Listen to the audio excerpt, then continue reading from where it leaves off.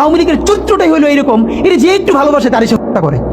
বিএনপির ভাইদেরকে একটা কথা বলি, আপনারা হয়তো অনেকে জানেনও না। পৃথিবীতে দ্বিতীয় ইতিহাস আছে কিনা মান্না ভাই জানলে বলবেন, আমি ভাইয়ের কাছ থেকে শুনতে চাইবো। জিয়াউর রহমান তো একজন সামরিক শাসক ছিলেন। একজন সামরিক শাসক সামরিক ফরমান জারি করে দেশে গণতন্ত্র ফিরেছে, পৃথিবীতে এই নজির নাই যেটা জিয়াউর রহমান করছেন। আপনারা কি জানেন এই যে জিয়াউর রহমান গণতন্ত্র ফিরাইলেন, যার মাধ্যমে আওয়ামী লীগও রাজনীতি করার সুযোগ পাইল বাকশালের পর? সেটা কিসের মধ্য দিয়ে? তখন তো সংসদ নাই, সংবিধান তো সংশোধনও করা যাইতেছিল না। কিসের মধ্য দিয়ে?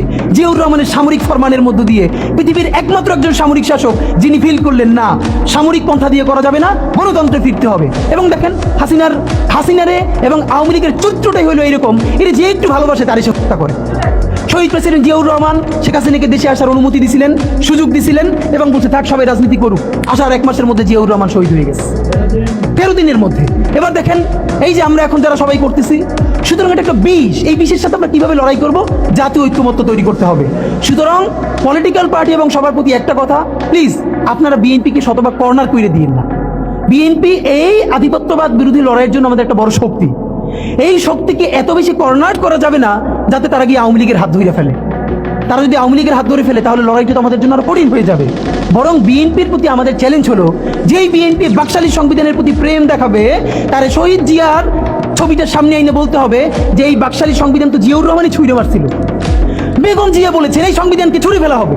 ওমা এখন বেগম জিয়ার চেয়েও নতুন বিএনপি আসছে, বেশি প্রেমের বিএনপি। যেই শহীদ প্রেসিডেন্ট জিয়াউর রহমান ইসলামোফোবিক জায়গা থেকে বাংলাদেশের মুসলমান, বাঙালি মুসলমান সব আইডিয়াকে ধারণ করে বাংলাদেশে জাতীয়তাবাদ তৈরি করলেন। এখন একটা নতুন বিএনপি গজাচ্ছে, কেউ চেষ্টা করতেছে পুরো বিএনপিটাকে একটা ইসলামোফোবিক বিএনপি করা। এ কি ভাই?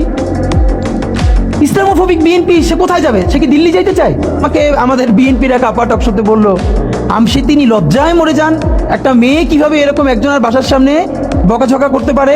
তার মেয়ের সামনে তিনি এখনো যদি ধমক দেন, মেয়ে কান্না করে ফেলবে। আর তার মেয়ের বয়সী মেয়েরা রাস্তায় এসে তারপর এরকম গালিগালাজ করতেছে একজন বয়োবৃদ্ধ মানুষকে। মানে মনে চায় কি, মাঝে মধ্যে মনে চায় আপনি কিছুই বলবেন না, চক্ষু বন্ধ করে থাকবেন। মানে আমি উঠে বলবো করে যে আপনার এই মেয়ে ঠিকই তো আছে, ও তো জুলাইতে রাস্তায় নামে নাই।